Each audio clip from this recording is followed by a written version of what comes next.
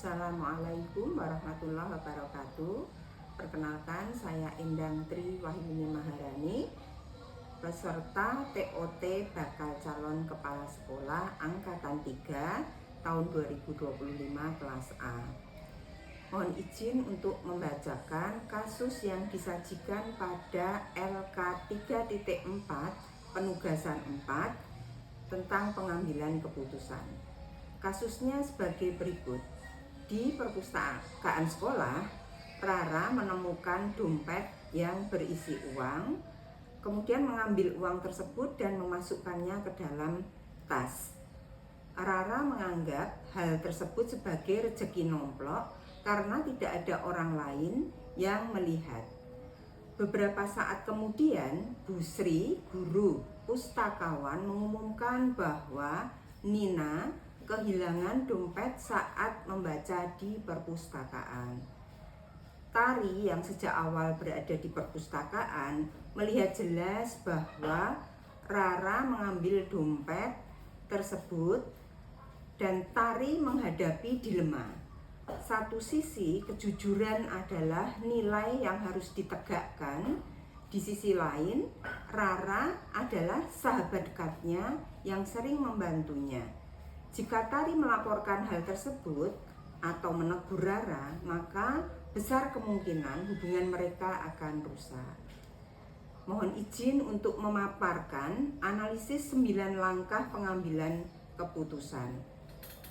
Langkah pertama yaitu mengenali nilai-nilai yang saling bertentangan.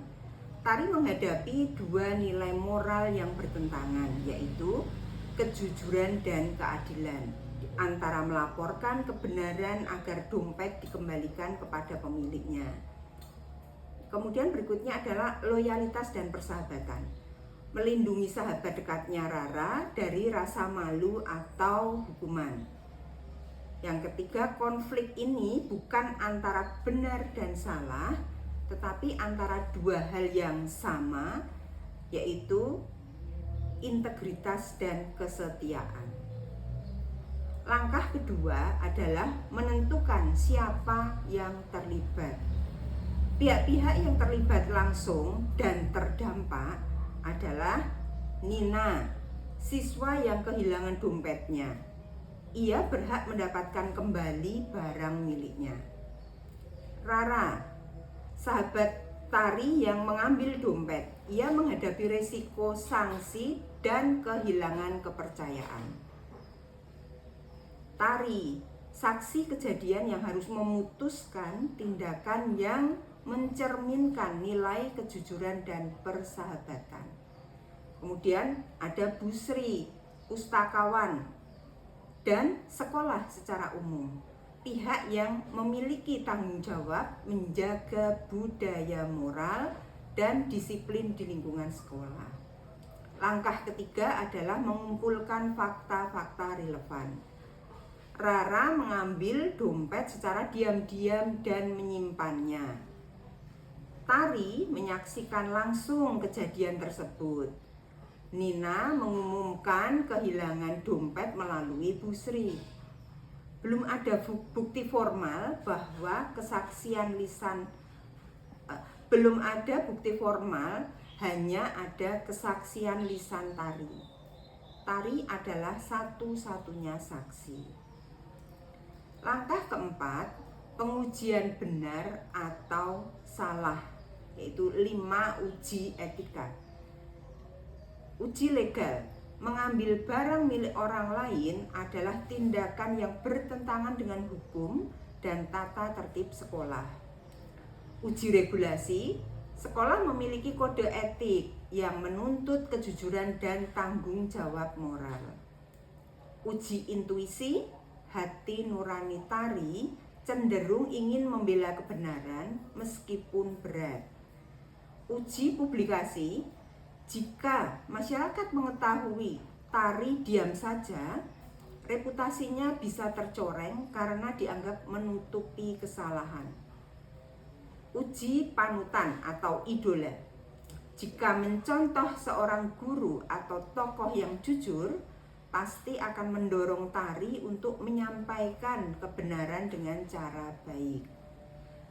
Kesimpulannya, semua uji etika menunjukkan bahwa menegakkan kejujuran adalah tindakan yang benar secara moral. Langkah 5, pengujian paradigma benar versus benar. Paradigma yang muncul dalam kasus ini adalah kebenaran versus kesetiaan. Melaporkan sahabat sama dengan benar, menjaga persahabatan juga bernilai baik. Jangka pendek versus jangka panjang. Diam demi menghadapi konflik saat ini, tetapi bisa merusak budaya kejujuran sekolah dalam jangka panjang. Langkah ke-6, melakukan prinsip resolusi. Dari 3 prinsip pengambilan keputusan, yaitu berpikir berbasis hasil akhir, kebenaran ditegakkan, dompet kembali ke pemilik, budaya kejujuran diperkuat. Berpikir berbasis peraturan. Rara telah melanggar aturan sekolah dan itu perlu ditindaklanjuti. Kemudian berpikir berbasis rasa peduli. Penyampaian harus dilakukan dengan empati agar Rara tidak merasa dipermalukan atau dikucilkan. Prinsip kombinasi terbaik, gunakan berbasis rasa peduli sebagai pendekatan, namun tetap berlandaskan aturan dan berorientasi hasil jangka panjang. Langkah ke-7, investigasi opsi trilema. Memilih antara A, melaporkan langsung ke guru, Rara mungkin akan terhina. B, diam, kebenaran dikorbankan. Maka solusi opsi ketiga atau trilema adalah Tari bicara terlebih dahulu secara pribadi kepada Rara, mendorongnya untuk mengembalikan dompet secara sukarela. Jika Rara menolak, barulah Tari melaporkan kepada guru secara objektif dan hati-hati. Langkah ke-8, membuat keputusan. Keputusannya, Tari sebaiknya mengajak Rara berbicara dengan empati dan menyarankannya mengembalikan dompet kepada Nina. Jika Rara tetap menolak, Tari harus melaporkan kepada Bu Sri agar kasus ini ditangani secara adil.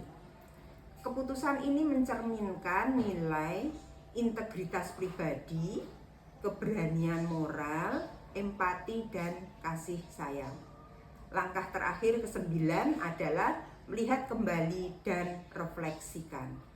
Refleksinya, kasus ini menunjukkan bahwa keputusan etis memerlukan keberanian dan kejelasan nilai, bukan hanya logika.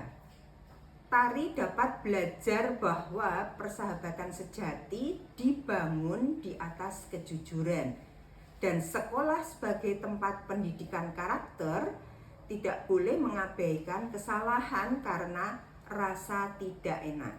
Saya belajar bahwa kejujuran, keberanian, dan empati adalah 3 fondasi utama dalam menghadapi dilema yang melibatkan anak-anak.